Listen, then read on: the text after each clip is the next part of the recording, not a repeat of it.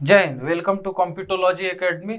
और हमारे चैनल को सब्सक्राइब करें और बेल आइकन को दबा दें ताकि आपको जब भी हम लोग कोई नई वीडियोस डालें तो वो आपको उसकी नोटिफिकेशन मिल सके। तो अभी रिसेंटली जो है सो ग्रेजुएशन के एग्जाम्स वेरियस रीजन्स में सारे स्टेट्स में लगभग चल रहे हैं और कुछ में हो चुके हैं। और इसके बाद जो है सो बहुत सारे लोग कॉम्पिटिटिव एग्जाम की तरफ बढ़ते हैं। उनमें से बहुत सारे स्टूडेंट्स की एस्पिरेशंस होती है यूपीएससी की, एडमिनिस्ट्रेटिव सर्विसेज में, पुलिस सर्विसेज में और बहुत सारे ग्रेड ए और ग्रेड बी के एक सर्विसेज में ज्वाइन करने का। तो इसमें जो सबसे बड़ी चीज़ है कि यूपीएससी की तैयारी कैसे शुरू की जाए आफ्टर ग्रेजुएशन के बाद बहुत सारे लोगों के मन में ये कन्फ्यूज़न होता है कि किस तरह से यूपीएससी को अप्रोच किया जाए। देखिए, यूपीएससी जो है सो एक बहुत ही बड़ा एग्ज़ाम है, बहुत डिफ़िकल्ट एग्ज़ाम है, लेकिन प्रॉपर अप्रोच और बढ़िया तैयारी के साथ इसे आसानी से बहुत सारे लोगों ने एक बार में भी क्लियर किया है। और ये ऐसा किया जा सकता है, बस इसमें प्रॉपर अप्रोच, राइट माइंडसेट और सही तरीके से उसकी प्रिपरेशन करने की ज़रूरत है। तो आज मैं यहाँ से शुरू कर रहा हूँ, एक सीरीज़ है जिसमें कि मैं आपको यूपीएससी को अप्रोच कैसे करना है और उसकी तैयारी कैसे करनी, इस चीज़ों के बारे में जानकारी दूंगा। तो कंप्यूटरोलॉजी एकेडमी को वेरियस कोर्सेज के लिए ज्वाइन कीजिए और वीडियो को लास्ट तक देखिए। इसमें आपको बहुत सारे ऐसी जानकारियाँ मिलेंगी जो कि आपको आगे चल के आपकी तैयारी में बहुत ही मददगार साबित होंगी। तो देखिए, चलते हैं, देखते हैं आगे कि कैसे क्या है। तो सबसे पहली बात है कि आपका जो यूपीएससी का एग्ज़ाम है, तो यूपीएससी का एग्ज़ाम जो है सो यूनियन पब्लिक सर्विस कमीशन जो है सो कंडक्ट करती है, जो कि ऑल इंडिया बेसिस पे होता है। इसमें जो है सो आपका एग्ज़ाम जो है 3 फेजेस में होता है। पहला होता है प्रीलिम्स, दूसरा होता है मेंस और तीसरा होता है पर्सनालिटी टेस्ट। बहुत सारे लोग इसको इंटरव्यू कहते हैं, लेकिन इंटरव्यू और पर्सनालिटी टेस्ट में बहुत बड़ा डिफरेंस होता है। तो इन सब चीज़ों के डेप्थ में हम लोग बाद में जाएंगे। सबसे पहले हम लोग फोकस करेंगे कि प्रीलिम्स, मेंस और इंटरव्यू जो भी है, पर्सनालिटी टेस्ट जो भी है, सबसे पहले इसकी तैयारी के लिए शुरुआत कैसे की जाए। तो शुरुआत में सबसे पहले बहुत सारे लोग होते हैं, क्या करते हैं कि दूसरों से पूछते हैं कि कौन सा ऑप्शनल रख लें, क्या करें, नहीं करें। सबसे पहली चीज़ क्या करते हैं स्टूडेंट्स, ऑप्शनल के पीछे भागते हैं कि ऑप्शनल क्या लेना है। लेकिन ऑप्शनल लेने से पहले सबसे पहले आप लोगों को एक चीज़ का ध्यान रखना चाहिए कि ऑप्शनल यहाँ पे बहुत बड़ी चीज़ नहीं है। ऑप्शनल शुरुआती दौर में आपके लिए ज़्यादा मैटर नहीं करना चाहिए। सबसे पहले आप लोग जाइए बेसिक बुक्स पे। तो सबसे पहले आप लोगों को देखना है एनसीईआरटी। अगर आप लोगों ने एनसीईआरटी की पढ़ाई स्कूल टाइम में ठीक से की है तो इसे कंप्लीट करने में आप लोगों को ज़्यादा समय नहीं लगेगा। इसको कंप्लीट करने के लिए हार्डली आपके लिए 50 days is more than enough. अगर आपने इसकी पढ़ाई सही से नहीं की है तो भी 50 डेज और 60 डेज, 2 महीने में एनसीईआरटी सारे जो है आपके आराम से ख़त्म हो सकते हैं। Most of the time NCERT जो है सो रिकमेंड की जाती है class 6 to 10। So class 6 to 10 जो है so NCERT most of the time initial stage में सजेस्ट की जाती है। उसके बाद फिर जो है सो आप 11th और 12th के एनसीईआरटी पढ़ते हैं। लेकिन इसमें मेनली जो आपको सबसे ज़्यादा मैटर करता है वो करता है क्लास 9 से लेकर 12th तक के एनसीईआरटी। मैक्सिमम जो क्वेश्चन होते हैं प्रीलिम्स के, बेसिक बुक्स के और बेसिक टॉपिक्स के, वो यहीं से निकाले जाते हैं, यहीं से पुल अप किए जाते हैं। इसके बाद आप लोगों को करना क्या है कि सबसे पहले जो है सो प्रीलिम्स पे फोकस करना है। प्रीलिम्स पे किस लिए फोकस करना है, क्योंकि प्रीलिम्स ही जो है सो आपको मेंस का टिकट देगा। और यहाँ पे सबसे बड़ी बात क्या है कि आप लोग देखिए कि हर साल लगभग 10 लाख स्टूडेंट्स फॉर्म भरते हैं। ठीक है, 10 लाख स्टूडेंट्स फॉर्म भरते हैं। और वैकेंसी कितनी रहती है यूपीएससी की, वैकेंसी आपकी रहेगी एट द मैक्स 1000। चलिए रफ फिगर लेते हैं 1000, क्योंकि यहाँ पे कभी कभी ये 800 तक भी आ जाता है और कभी कभी 1200 तक भी जाता है। तो इसको हम लोग रफ फिगर ले लेते हैं 1000। तो आप लोग देख रहे हैं कि 10 लाख फॉर्म भरे गए हैं, वैकेंसी है कितना 1000। तो आप लोग यहाँ पे देख रहे हैं कि डिफरेंस कितना है, 1000 टाइम्स का डिफरेंस है। ठीक है, अब यहाँ पे जो है सो अगर 1000 की वैकेंसी है तो रफली जो है यूपीएससी मेंस के एग्जाम के लिए 13 to 14 टाइम्स स्टूडेंट्स को बुलाती है। तो 14 टाइम्स ही अगर ले लेते हैं तो 14,000 स्टूडेंट्स को बुलाया जाएगा मेंस देने के लिए, मेंस की टिकट मिलेगी। और इसमें आप देख रहे हैं कि 10 लाख में से कितने लोग पहले ही छट गए, 9,86,000, तो 9,86,000 तो फर्स्ट राउंड में ही हो गए गायब। तो यहाँ पे आप लोग ये देख सकते हैं इंपॉर्टेंस क्या है प्रीलिम्स का। Prelims is most important because this will only provide you the ticket to the mains hall. तो मेंस एग्जाम में जो है सो आपका मेन परफॉर्मेंस दिखता है, जिसपे कि आपकी रैंक वगैरह डिसाइड होती है मेंस और पर्सनालिटी टेस्ट पे। लेकिन यहाँ पे जो जीएस पेपर 1 है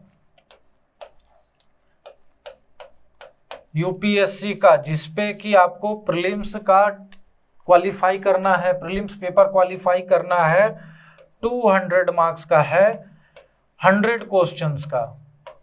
ठीक है, पेपर 2 भी है यहाँ पे, जीएस पेपर 2 भी है, लेकिन यहाँ पे ज़्यादा ये आपको मैटर नहीं करता है क्योंकि ये है क्वालिफाइंग नेचर का। जीएस पेपर 2 क्वालिफाइंग नेचर का है, जिसमें कि सीसेट और कॉम्प्रिहेंशन ये सब सारी चीज़ें हैं, क्वांट है, रीजनिंग है, एप्टीट्यूड है। तो इन सब चीज़ों में जो है सो आपको 200 मार्क्स में से सिर्फ 33% मार्क्स चाहिए क्वालिफाई करने के लिए, यानी कि कितने नंबर चाहिए, 66 नंबर्स। और यहाँ पर एक चीज और है कि इसमें होते हैं 80 क्वेश्चंस, यानी कि लगभग 28 क्वेश्चन का नंबर आप लोगों को मिल गया, आप क्वालिफाई कर जाइएगा। ठीक है, 28 क्वेश्चंस का मार्क्स आपको मिल गया, आप क्वालिफाई कर जाइएगा। 80 में क्वेश्चन में से 28 क्वेश्चन के मार्क्स आपको चाहिए। दूसरी चीज यहाँ पे कैच क्या है कि यूपीएससी में नेगेटिव मार्किंग भी होती है 1/3 की, 33% की। ठीक है, तो 33% मार्क्स आपके चले जाएंगे जब भी आप क्वेश्चन को गलत मार्क करते हैं, रॉन्ग आंसर करते हैं। तो ये एक साइकोलॉजिकल इफेक्ट होता है, जिसके कारण कि बहुत सारे लोग क्वेश्चन को अटेम्प्ट नहीं करते हैं। लेकिन क्वेश्चन को अटेम्प्ट करना है, नहीं करना है, क्या करना है, ये मैं आपको आगे बताऊंगा प्रीलिम्स के अप्रोच में। अभी आप ये देखिए कि प्रीलिम्स की तैयारी के लिए आप लोगों को क्या चीज़ों का ध्यान देना है। तो सबसे पहले तो आप लोग स्टार्ट करेंगे बेसिक बुक्स से। तो प्रीलिम्स में जो बेसिक बुक्स होते हैं एनसीईआरटी के हैं, उसमें आपका हिस्ट्री हो गया, ज्योग्राफी हो गया, आर्ट एंड कल्चर हो गया, उसके बाद वर्ल्ड हिस्ट्री की हो गई, उसके बाद फिर पॉलिटी की हो गई, उसमें पॉलिटिकल सिस्टम एट वर्क हो गया, इकोनॉमिक्स के हो गए, माइक्रो मैक्रो, ये सारी किताबें आप लोगों को पहले ख़त्म कर लेनी है, अच्छे तरीके से ख़त्म कर लेनी है। उसके बाद आप लोगों को कुछ हायर लेवल बुक्स की तरफ मूव करना है, जैसे कि आपका सविंदर सिंह हो गया फिजिकल ज्योग्राफी। ठीक है, सविंदर सिंह हो गया। उसके बाद DR Khullar for Indian geography. उसके बाद हम लोग देखते हैं खुल्लर के बाद आप लोगों को स्पेक्ट्रम,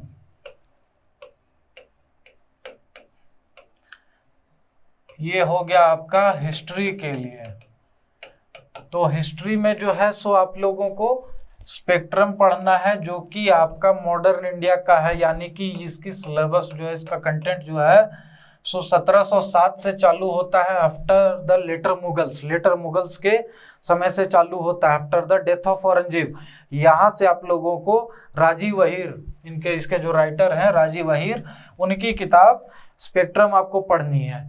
उसके बाद है एम लक्ष्मीकांत। एम लक्ष्मीकांत जो है सो आपको पढ़ना है पॉलिटी के लिए। ये भी किताब आपको कवर टू कवर पढ़नी है। ये जो किताबें मैं आपको बता रहा हूँ, इसे आप लोगों को कवर टू कवर पढ़ना है, क्योंकि इन किताबों में से कहीं से भी क्वेश्चन आ सकता है। पॉलिटी के लिए एक किताब आप लोगों को बेयर एक्ट की पढ़नी है, जो कि है PM बख्शी। ये किताब पे भी आप लोग ध्यान रखिएगा।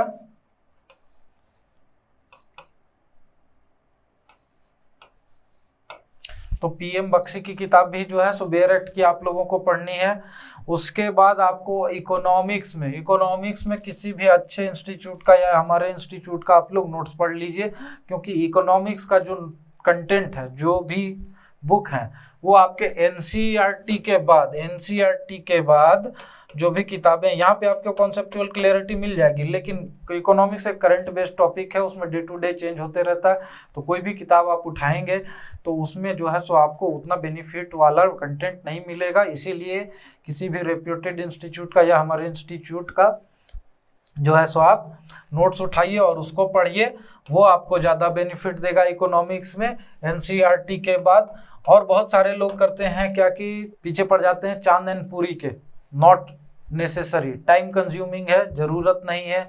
बहुत सारे लोग पढ़ जाते हैं पीछे बहुत हाई लेवल की किताबों की, जिसकी की ज़रूरत नहीं है। यहाँ पर प्रीलिम्स में आपको कॉन्सेप्चुअल क्लियरिटी चाहिए with proper knowledge, not high level knowledge. बहुत ज़्यादा नॉलेज भी प्रीलिम्स में नहीं चाहिए, और उसके कारण क्या होता है कि बहुत सारे लोगों को नॉलेज तो बहुत होता है बट कॉन्सेप्चुअल क्लियरिटी नहीं रहती है। इंफॉर्मेशन का पूरा बड़ा पैकेज है, बट क्या है कि उसको यूज़ कैसे करना है, उसकी कॉम्बिनेशन क्या है, उसको डिसाइफर कैसे करना है, ये सारी चीज़ें उनको नहीं समझ में आती हैं, जिसके कारण क्या होता है कि वो फिल्म्स में ही फेल हो जाते हैं। लेकिन यही चीज़ यहाँ पे आप लोगों को ध्यान रखना है कि इन सब चीज़ों में नहीं फंसना है। उसके बाद आर्ट एंड कल्चर का, जैसे मैंने आपको कहा कि NCERT पढ़ लीजिए। ये सारी जो किताबें हैं इसको आपने कंप्लीट कर लिया, उसके बाद फिर आपको आना है इन्वायरमेंट एंड इकोलॉजी पे। तो इन्वायरमेंट एंड इकोलॉजी में हमारे नोट्स पढ़ लीजिए आप।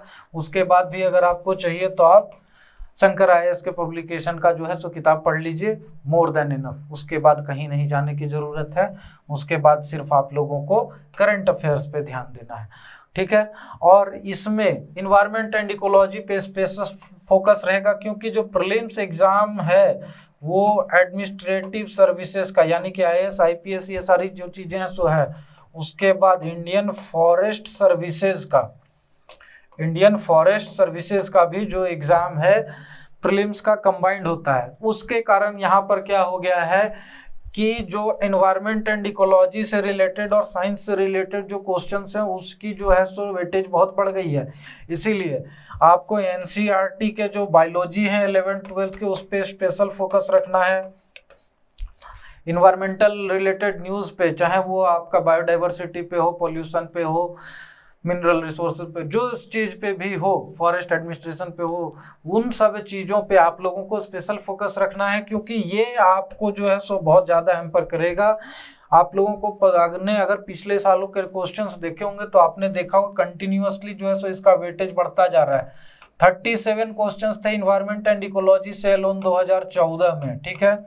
उसके बाद ये थोड़े बहुत ऊपर नीचे होते रहे, लेकिन ऑन एन एवरेज 30 क्वेश्चन हर एक पेपर में 2014 के बाद से, जब से जो कंबाइन है आपका फॉरेस्ट सर्विसेज का और इसका 2013 में कंबाइंड प्रीलिम्स हो गया, सिलेबस चेंज हुआ, नया सिलेबस आया UPSC का, उसके बाद सिंगल ऑप्शनल हो गया और फॉरेस्ट सर्विसेज का और एडमिनिस्ट्रेटिव सर्विसेज का प्रीलिम्स कंबाइन कर दिया गया, एक साथ कर दिया गया।